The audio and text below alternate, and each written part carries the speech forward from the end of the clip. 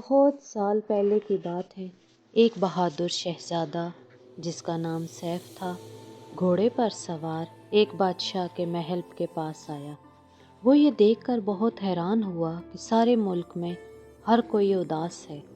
بادشاہ کہنے لگا، میری بیٹی، میری شہزادی مرحبا اچانک غائب ہو گئی ہے اور اس کا کوئی سراغ نہیں مل رہا۔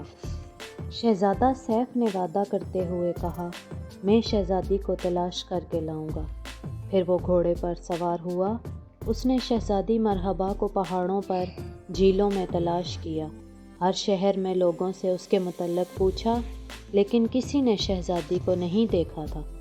آخرکار وہ ایک جھونپڑی کے پاس پہنچا جس میں ایک بوڑھی عورت رہتی تھی۔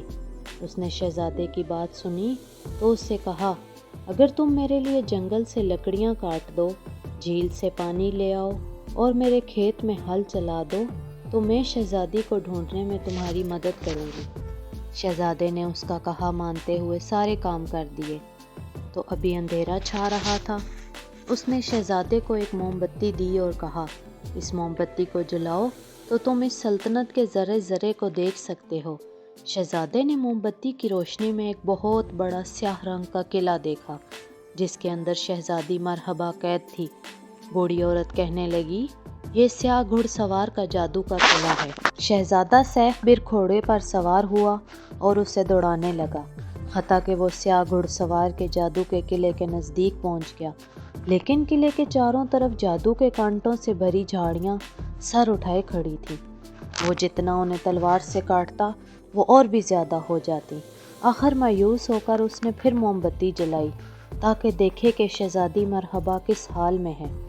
موم بتی کا شعلہ جلا تو اتفاق سے جھاڑیوں میں آگ لگ گئی اور وہ خاک کا ڈھیر بن گئیں۔ سیاہ گھڑ سوار گھوڑے کو تیز بھگاتا ہوا قلعے سے باہر نکلا۔ شہزادے سیف کے ساتھ تلوار سے جنگ کی جس میں شہزادے نے اسے شکست پاش دی۔ لہٰذا بادشاہ نے بہادر شہزادے کو اپنی آدھی سلطنت انعام میں دی اور شہزادی مرحبا سے اس کی شادی کر دی اور پھر وہ ہنسی خوشی رہنے لگے۔